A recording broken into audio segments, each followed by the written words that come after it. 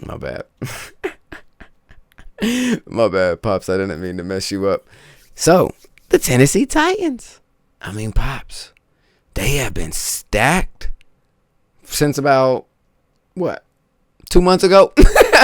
Or they started getting there. I mean, shit. They picked up Calvin Ridley, Pops. Now they just picked up Tyler Boyd on a signing. They also have DeAndre Hopkins. They picked up Will Levis in the draft. They let go of Derrick Henry, but they picked up Tony Pollard from Dallas. They also have T. Pierce backing up as a rookie from last year.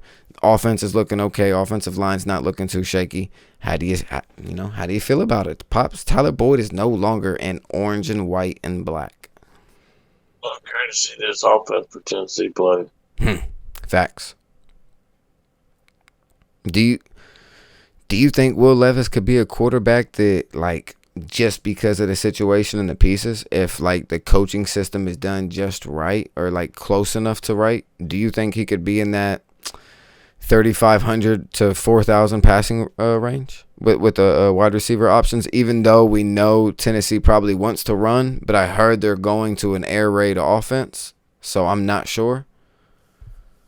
I think that he's going to be a 250 to 300 yard quarterback each week.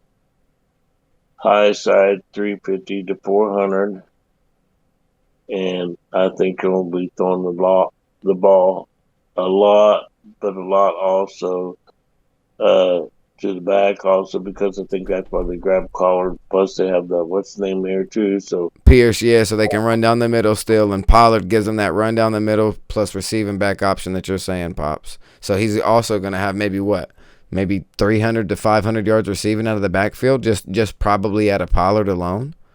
oh yeah, that's what I figured. And then you got to think the backup may get maybe 100 just because. He might even have more. He might have closer to 600 to 800. That's out of the backfield. That's how talented Pollard is too, and especially if Will Levis and they try to utilize a check down. And what it seems like, I think he's going to get maybe 50 to 65, 70 balls out of the backfield. I really firmly believe that for some reason. Facts. He's going to be one of them backs that's getting.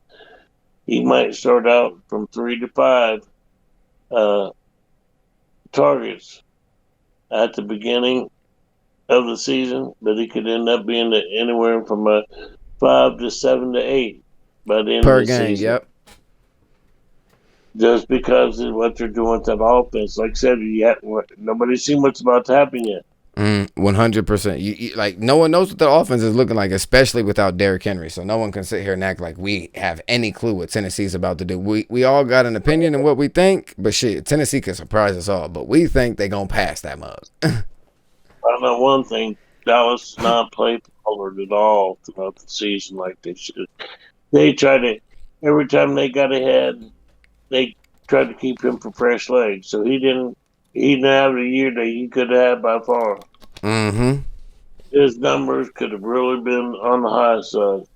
So that's why I'm waiting to see him in Tennessee. He's going to get his chance there. I feel like he could have had Zeke numbers when Zeke came out of Ohio State if they would have utilized him the same way that they utilized Zeke as a power running back, and noticed like he's really good on screens, and they overused him on screens to help him with the receiving side and then be able to go down the middle with a good offensive line. You still had a good offensive line, and then you get the actual receiving back that's a little bit better than Zeke, and they don't give him the same receiving options. That's just like, let's bait into it. It's kind of like, hey, Pollard's going to be running out like every play unless he's getting the ball. Couldn't agree with you no more, Pops. Subscribe to the Juice and Pop Show.